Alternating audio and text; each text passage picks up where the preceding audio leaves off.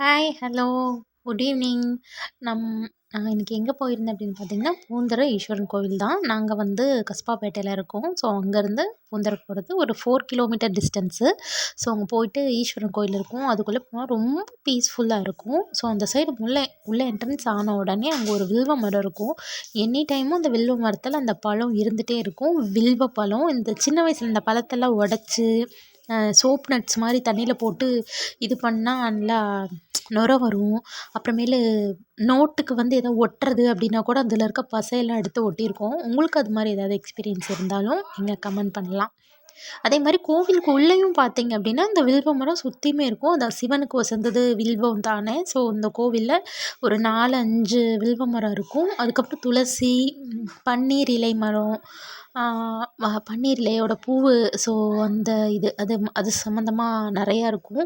இது ஃபுல்லாகவே துளசி இந்த மாதிரி இருக்கும். ரொம்ப பீஸ்ஃபுல்லாக இருக்கும்.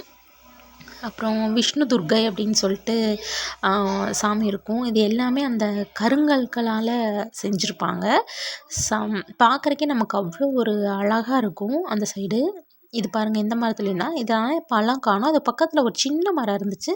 ஸோ அதில் நிறையா அந்த வில்வ பழம் இருந்தது. நீங்கள் யாராவது வில்வம் பழம் பார்த்துருந்தாலுமே கமெண்ட் பண்ணுங்கள்.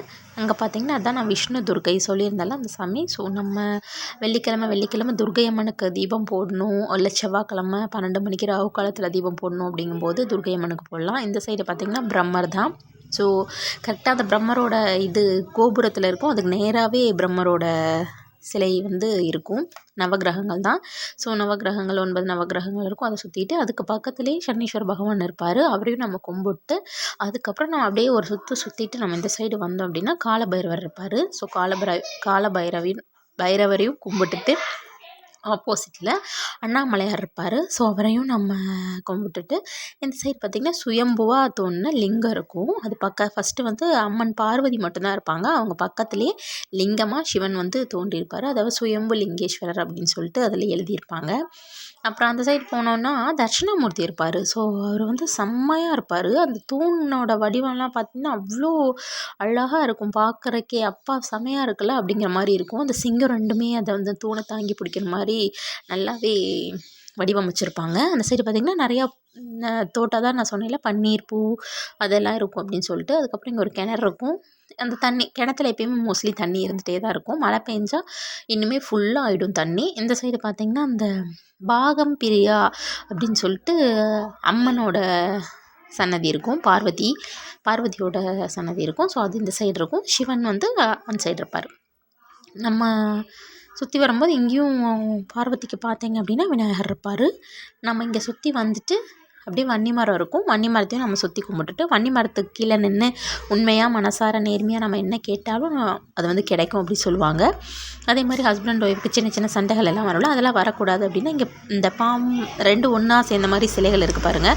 அதுக்கு விளக்கு போடுறது, அதுக்கப்புறம் மஞ்சள் குங்குமம் வைக்கிறது, அது மாதிரி பண்ணுனா அந்த குட்டி குட்டி ப்ராப்ளம் கூட இல்லாமல் போயிடும், சரியாயிடும் அப்படின்னு சொல்லுவாங்க. ஸோ அப்படியே குங்குமம் எடுத்துகிட்டு சாமி கும்பிட்டுட்டு குங்குமம் இட்டுட்டு அப்படியே நான் வெளியே வந்துட்டேன். அந்த பன்னீர் இலை பூ அப்படின்னு சொன்னேன்ல, அதை வந்து நான் காட்டுறேன். அதை வந்து நான் காட்டுறேன். இங்கே பாருங்கள், அது ஃபுல்லுமே அந்த பூ எப்படி இருக்குது, அழகாக இருக்குதுன்னு பாருங்கள். 1, 2 பூ தான் இருந்தது. நீங்கள் யாராவது நம்ம மரத்தை பார்த்துருந்தாலுமே கமெண்ட் பண்ணுங்கள்.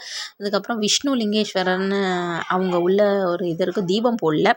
அதுக்கப்புறம் கொஞ்சமாக பிரசாதம் கொடுத்துட்டு இருந்தாங்க. அதையும் வாங்கிட்டு வெளியே வந்தோம். இந்த பூ பிங்க் கலரில் செம்ம அழகாக இருந்தது. மரம் ஃபுல்லுமே இருக்கும்.